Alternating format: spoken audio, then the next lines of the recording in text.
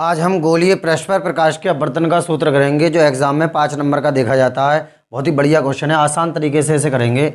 अब ये एक जेड पी जेड डैश एक गोलीय अवतल पृष्ठ है। अवतल पृष्ठ ये कौन सा है? गोलीय अवतल पृष्ठ। जेड पी जेड डैश जो दो माध्यमों माध्यम विरल माध्यम तथा सघन माध्यम को अलग अलग करता है। माना जेड पी जेड डैश एक गोलीय अवतल पृष्ठ है जो माध्यम एक विरल माध्यम तथा माध्यम दो सघन माध्यम को पृथक यानी अलग अलग करता है।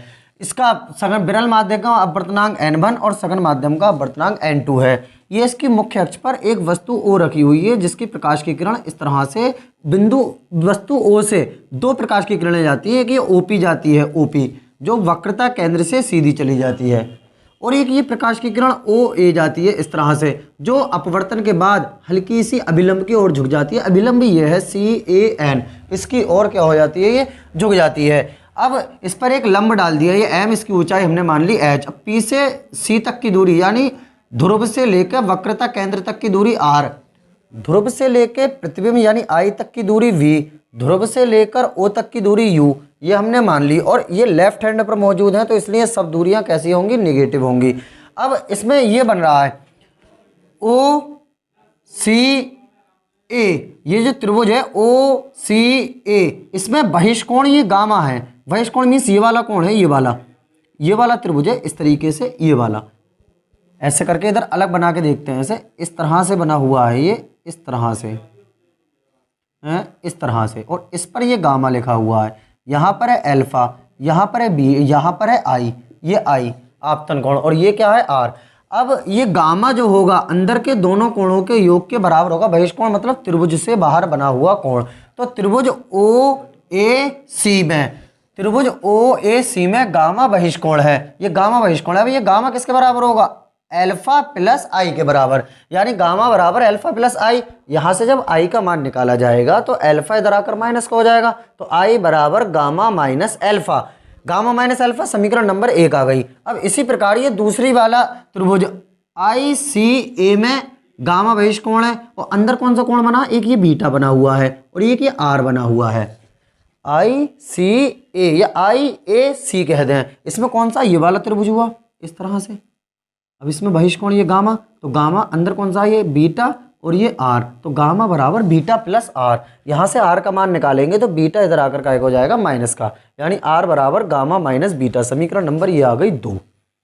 अब उसके बाद स्नेल के नियम से हम, अब पहला स्टेप क्या? बहुत ही आसान डेरिवेशन है। पहला स्टेप है OCA में गामा बहिष्कोण है। जब गामा बहिष्कोण है तो गामा अंदर के दोनों कोणों के योग के बराबर होगा, यानी अल्फा प्लस आई। गामा बराबर अल्फा प्लस ये पूरा आई, तो यहां से आई का मान जब निकाला तो अल्फा इधर आकर माइनस को हो गया, आई बराबर गामा माइनस अल्फा। अब ये वाला जो त्रिभुज है IAC, इसमें गामा बहिष्कोण है, तो ये किसके बराबर हो जाएगा? गामा बराबर बीटा प्लस आर। गामा बराबर बीटा प्लस आर, यहां से आर का मान निकाला जाएगा, बीटा इधर आकर का हो जाएगा माइनस का। यानी अब स्नेल के नियम से, स्नेल का नियम क्या होता है? Sine I upon sine R बराबर N2 upon N1। Sine I upon sine R बराबर N2 अपॉन N1। यदि अवतल गोलीय पृष्ठ का द्वारक छोटा हो तो ये साइन आई के बराबर हो जाएगा, साइन आर के बराबर हो जाएगा। यहाँ पर साइन आई की जगह पर आई लिख दिया जाएगा, इस जगह पर साइन आर की जगह पर आर लिख दिया, बराबर N2 अपॉन N1 ऐसी के ऐसी रहने दिए। अब इसकी क्रॉस मल्टीप्लाई कर ली, N1 इधर N1 आई बराबर N2 आर। समीकरण 3 मान लिया। समीकरण 1 व समीकरण 2 से आई व आर के मान समीकरण 3 में रखने पर, समीकरण 1 व समीकरण 2 से आई व आर के मान समीकरण 3 में रखने पर कुछ भी नहीं करा जाएगा। ये N1 ऐसे ही, आई की जगह पर ये हमने रख दिया गामा माइनस अल्फा बराबर N2 ऐसे ही। अब आ गया आर की जगह पर ये लिख दिया गामा माइनस बीटा। अब अंदर गुणा कर दी जाएगी, बस गुणा का मतलब है N1 gamma minus N1 alpha बराबर N2 gamma minus N2 beta. Bracket हटा देते हैं और इंग्लिश का अल्फ़ाबेट साथ साथ लिख देते हैं। अब N2 बीटा इधर आकर ये प्लस का हो जाएगा, और ये N1 अल्फा गामा वाले को उधर को पहुंचा देते हैं, जो गामा वाले हैं वो एक साइड रहने देते हैं। तो N2 बीटा इधर आकर हो गया प्लस का, और N1 अल्फा ये N1 गामा उधर जाकर हो गया माइनस का। इन दोनों में से गामा ले लिया जाएगा कॉमन, इन दोनों में ये तो ऐसे रहने दिया, इधर वाला जो है पल्ली तरफ से गामा कॉमन ले लिया, N2 माइनस N1 बचा। अब चूंकि पृष्ठ का द्वारक छोटा है, इसका जो द्वारक है वो छोटा है, अतः कोण अल्फा व बीटा भी छोटे होंगे। जब ये छोटे होंगे तो अल्फा tan अल्फा के बराबर हो जाएगा। अब tan अल्फा बराबर कितना होता है? लंब बटा आधार। अब अल्फा यहाँ पर है ये, तो tan अल्फा बराबर इसके अनुसार देखोगे तो लंब ये हो जाएगा AM और आधार यहाँ से लेके यहाँ तक ये लंब हो गया AM और आधार कितना हो जाएगा OM, यानी अल्फा बराबर tan अल्फा क्योंकि ये इसके द्वारक छोटे हैं और AM यानी लंब बटा आधार MO। अब ये MO जो होगा वो M बिल्कुल इसके बराबर से है बीटा B के P के बराबर से P के, तो ये MO जो है इसे हम PO कह देंगे PO। अब AM की जगह तो हमने लिख दिया H बटा और PO की जगह कितना लिख देंगे, ये इस साइड है ना दर्पण से लेफ्ट हैंड पर दूरी क्या होती है नेगेटिव, इसलिए -u लिख देंगे क्योंकि P से लेके O तक की दूरी u है लेकिन -u। इसी प्रकार बीटा बराबर tan बीटा। अब इसके सामने लंब कौन सा है AM और बटा आधार को कितना IM, ये वाला IM कहते हैं MI कहते हैं, बात एक ही है। अब ये M किसके बराबर में है P के बराबर में, तो PI कह दिया जाएगा। अब PI कितना है, PI है V, यहाँ तक की दूरी V लेकिन -V और H तो ये है ही M। अब AM H तो है ये। अब गामा बराबर कितना हो जाएगा, tan गामा बराबर AM अपॉन MC। अब MC को क्या लिख दिया जाएगा PC किसके बराबर है, PC है -R के बराबर क्योंकि लेफ्ट हैंड पर दूरियां नेगेटिव होती हैं इसलिए -R के बराबर। अल्फा बीटा व गामा के मान समीकरण नंबर 4 में रखने पर यहाँ पर अल्फा बीटा गामा के मान रख दिए जाएंगे, जब यहाँ रखेंगे तो N2 ऐसे ही। अब आ गया बीटा का मान ये है H अपॉन -V, तो बीटा की जगह H अपॉन -V -N1 ऐसी। अल्फा की जगह पर कितना आ गया, अल्फा की जगह पर H अपॉन -U बराबर गामा की जगह पर ये H upon -R N2 -N1।